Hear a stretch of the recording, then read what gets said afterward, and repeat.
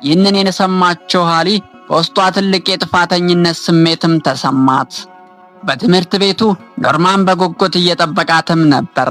ትናንት የሰጣት ስዕልን መሰረት በማድረግ ለስዕሉ ጠንቋይ የሚሆን አዲስ ጓደኛም ስሎ አበረከተላት።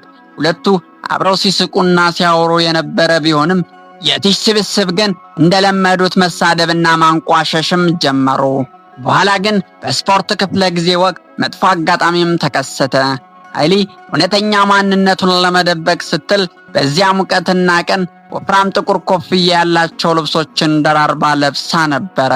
መምህሩ ሚስተር ሻ ሁለቱም ተማሪዎች በስታዲየሙ መቀመጫ ስር ተደብቀው ሲያወሩ አግኝቷቸው እንዲሮጡም አዘዛቸው። ኖርማን የሃሊን ፊት እየቀላና እየዛለ መምጣቱን ቢያይም እሷ ግን ደህና መሆኗን ገለጸችለት። ሆኖም ግን ብዙም ሳትቆይ በሙቀቱ ብዛት ራሷን ስታም ወደቀች። መምህሩና ተማሪዎች ወደ እሷም እየሮጡ መጡ። መምህሩ ሙቀቱን ለመቀነስ የለበሰችውን ወፍራም ኮፍያና ልብስ ሲያወልቁትም እንዲሁም ፊቷ ላይ የነበረውን ጥቁር ሜካፕ በውሃ ሲያብሱት የክፍሉ ተማሪዎች በሙሉ በድንጋጤ አፋቸውንም ያዙ። እዚያ መሬት ላይ ወድቃ የነበረችው ልጅ የመቃብር አፍቃሪዋ ጎስ ሳትሆን መላው ዓለም የሚያውቃት ታዋቂዋ የሆሊውድ ኮከብ ሃሊ ጆንስ ነበረች። እሺና ጓደኞቿ በደስታና በአድናቆት ሲጮሁ በአቅራቢያዋ የነበረው ኖርማን ግን ልቡ ተሰበረ። ያምናትና ሚስጥሩን ያካፈላት ልጅ ስትዋሸው እንደነበረ ሲረዳ ከፍተኛ ክህደትም ተሰማው። ሃሊ በትምህርት ቤቱ ክሊኒክ ውስጥ ትነቃ ኖርማንን ባጠገቧ ቆሞ ነበረ። ልታስረዳው ብትሞክርም እሱ ግን በቁጭትና በንዴት እውነቱን ንገሪኝ፣ ሁሉ ነገር ለአዲሱ ፊልምሽ የምታደርጊው ምርምር ነበር። በትምህርት ቤቱ ያሉ ሰዎች ሁሉ ይጠሉኛል፣ ግን ቢያንስ እነሱ እውነተኛ ናቸው፣ እንጂ ግን አስመሳይ ነሽ በማለት ትቷትም ወጣ።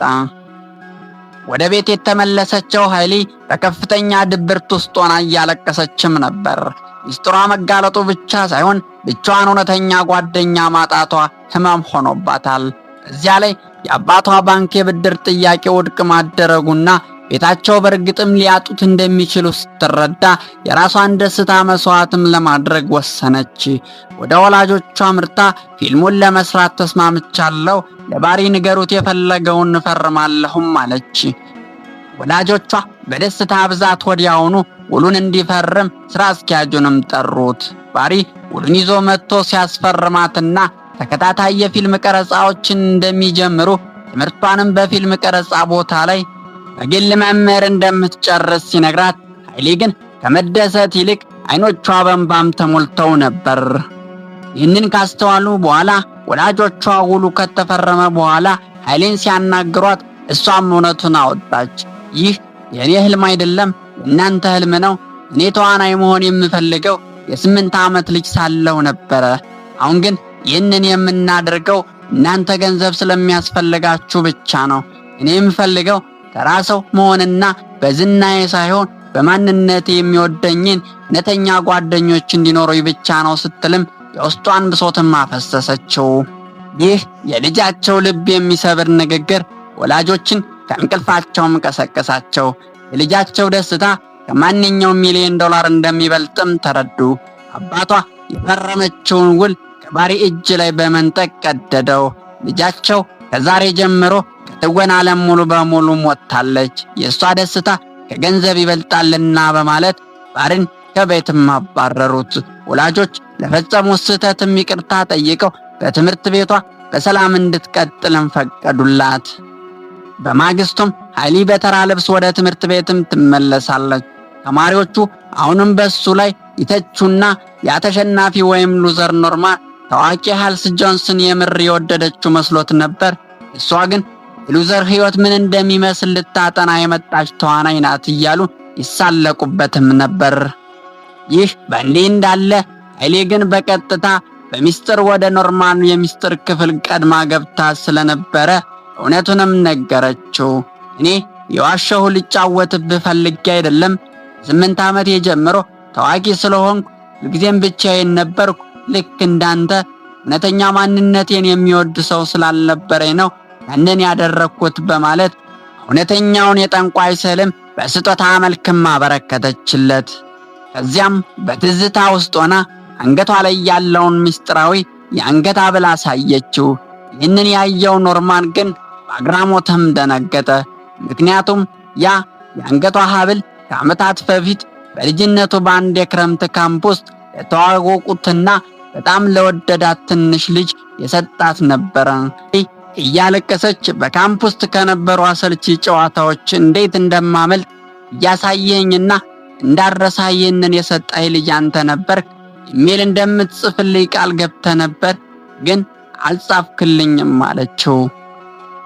ኖርማን በከፍተኛ የእንባ ስሜት ውስጥ ሆኖ እውነቱንም ገለጠላት። እኔ ልጽፍልሽ በጣም ፈልጌ ነበር፣ ነገር ግን ከካምፕ ወደ ቤት እየተመለስን እያለ እንደ ትልቅ መኪና ቀይ መብራት ጥሶ በመምታት ከባድ አደጋ ደረሰብን። ለአንድ ሳምንት ያህል ራሴን ስቼ በኮማ ውስጥ ነበርኩ። ስነቃ ግን ሁለቱም ወላጆቹ በአደጋ መሞታቸውን፣ መኪናውንና በውስጡ የነበረው የአንቺን የኢሜል አድራሻ የያዘውን ጭምር መውደሙን ነገሩኝ። ከዚያ በኋላ እንዴት እንደማገኝሽ አላውቅም ነበር፣ ግን ሁልጊዜም ማስብሽ ነበር ይላታል። ሁለቱ የልጅነት ፍቅረኛሞችና እውነተኛ ናፋቂዎች በዓመታት መለያየትና መከራ ውስጥ ካለፉ በኋላ ዛሬ በዚያው ጨለማ ክፍል ውስጥ ተቃቅፈው እውነተኛ ፍቅራቸውንም አደሱ። ታሪኩም ሁለቱ እውነተኛ ልቦች ዳግም በመገናኘታቸው በደስታም ፊልሙ ተጠናቀቀ። ከዚህ አስደናቂ ታሪክ የምንማረው ትልቅ ቁም ነገር ቢኖር ገንዘብ፣ ዝናና የውጭ ውበት እውነተኛ ደስታን ሊገዙ እንደማይችሉ ነው። እውነተኛ ፍቅር እና ጓደኝነት የሚመሰረቱት ሰው ባለው ሀብት ሳይሆን በውስጣዊ ማንነቱ ነው። እንዲሁም ለቤተሰብ ፍቅርና ለምትወዳቸው ሰዎች ስትል የምታደርገውነት መስዋዕትነት ሁልጊዜም ወደ እውነተኛ ስኬት ይመራሃል። ማንነትን ሳትደብቅ እውነተኛ ማንነትን ስትገልጥ በእውነት የሚወዱ ሰዎች ወደ ሕይወት ይመጣሉ። እስካሁን ስትከታተሉን ስለነበረ እጅግ አድርገን እናመሰግናለን። ቸር ሰንብቱ።